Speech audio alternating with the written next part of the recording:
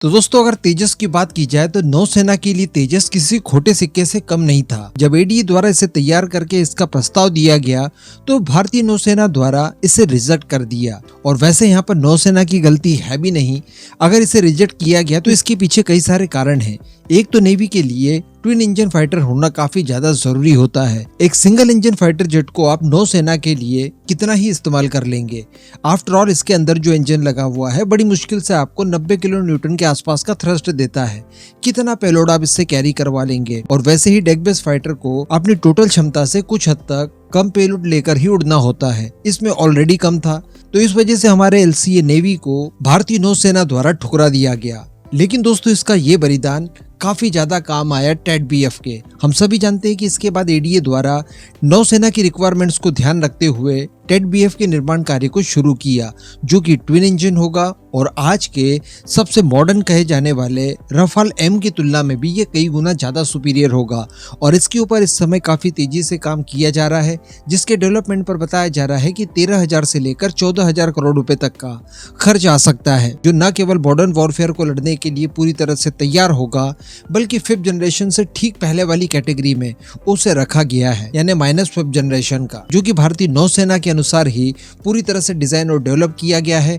उनकी अपेक्षाओं के हिसाब से पेलोड कैरी करने में सक्षम होगा, प्रॉपर रेंज देगा, प्रॉपर वेपन पैकेज इसका होगा। और यहाँ तक की बातें पहले आ चुकी है और हम भी डिस्कस कर चुके हैं इसको लेकर कि ये न्यूक्लियर अटैक्स करने में भी पूरी तरह से सक्षम होगा और हमारी सभी तरह के रिक्वायरमेंट्स को फुलफिल कर देगा। अब बताया जा रहा है कि एलसीए नेवी इस टेड बीएफ के निर्माण कार्य के लिए मील का पत्थर साबित हो रहा है, क्योंकि तेजस को रिजेक्ट तो जरूर कर दिया गया, लेकिन उसी वक्त इस बात का निर्धारण कर लिया गया था कि एलसीए नेवी को टेक्नोलॉजी डेमोन्स्ट्रेटर के तौर पर इस्तेमाल किया जाएगा टेड बीएफ के, क्योंकि हमने पहले कभी कोई नेवल फाइटर जेट तैयार नहीं किया था, केवल एलसीए नेवी ही था। इस वजह से जो भी टेक्नोलॉजीज और जो भी सब सिस्टम्स वगैरह तैयार किए जाएंगे स्पेशली टेड बीएफ के लिए, उसको हम लोग डेमोन्स्ट्रेट करके देखेंगे एलसीए नेवी के साथ इंटीग्रेट करके। और एक्चुअली दोस्तों इस तरह की चीजें हो रही है, इस बात को खुद सत्यापित किया है आर हरि कुमार सर ने, जो कि भारतीय नौसेना के प्रमुख हैं।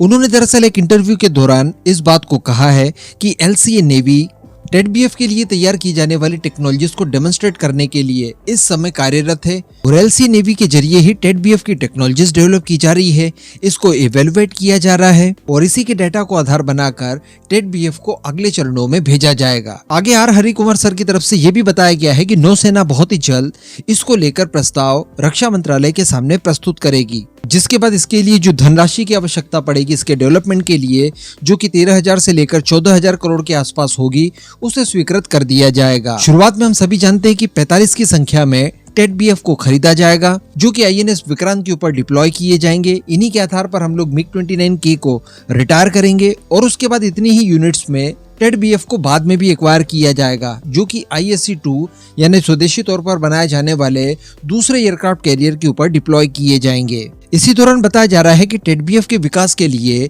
एलसीए नेवी को एयरक्राफ्ट कैरियर पर टेक ऑफ और लैंडिंग करवाकर बार बार देखा जा रहा है, इसका बार बार मूल्यांकन किया जा रहा है। अरेस्टिंग लैंडिंग सहित एयरक्राफ्ट कैरियर के संचालन को लेकर बाकी की सारी चीजें भी सुनिश्चित की जा रही है और बहुत बड़े स्केल पर इन परीक्षणों को एलसीए नेवी द्वारा परफॉर्म करके देखा जा रहा है। इसके साथ साथ बताया जा रहा है कि fly by wire control system को भी इसी के जरिए परीक्षित किया जा रहा है और ये जो fly by wire control system होता है, ये स्पेशली लैंडिंग के दौरान अच्छे कंट्रोल और स्टेबिलिटी को प्रदान करने में सहायता करता है, तो इसको लेकर भी परीक्षण किए जा रहे हैं। इसी के साथ साथ high angle of take off को भी एलसीए नेवी के जरिए ही प्रदर्शित करने की कोशिश की जा रही है।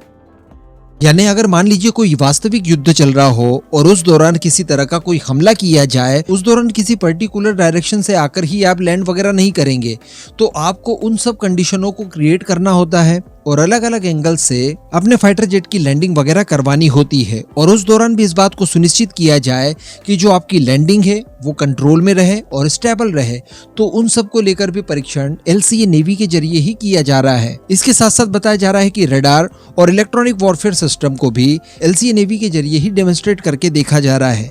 जो अभी मैंने आपको बताया कि जो भी टेक्नोलॉजीज और सब सिस्टम्स टेड बीएफ के लिए तैयार किए जाएंगे, उन सभी को डेमोन्स्ट्रेट करके देखा जाएगा एलसीए नेवी के साथ। तो एग्जैक्टली वही सारा काम इस समय एलसीए नेवी के साथ किया जा रहा है। तो अल्टीमेटली टेडबीएफ के प्रोटोटाइप बनने से पहले ही उसके लिए जितनी भी टेक्नोलॉजीज वगैरह तैयार की गई है वो सारी की सारी हम लोग इस समय डेमोन्स्ट्रेट कर रहे हैं। इन फ्यूचर जो और टेक्नोलॉजीज तैयार हो जाएंगी उन्हें भी हम लोग इसी से डेमोन्स्ट्रेट कर पाएंगे। और इसके साथ साथ जब टेडबीएफ पूरी तरह से तैयार हो जाएगा उस समय एलसीए नेवी ही ट्रेनिंग के काम भी आएगा। तो कहने का मतलब एलसीए नेवी या तेजस नेवी जो तैयार किया गया था नौसेना के लिए, जिसे कि बाद में रिजेक्ट कर दिया गया, वो हमारी नेवी के लिए इस समय मील का पत्थर साबित हो रहा है। और सबसे ज्यादा सहयोग टेडबीएफ प्रोग्राम में उसी के द्वारा किया जा रहा है।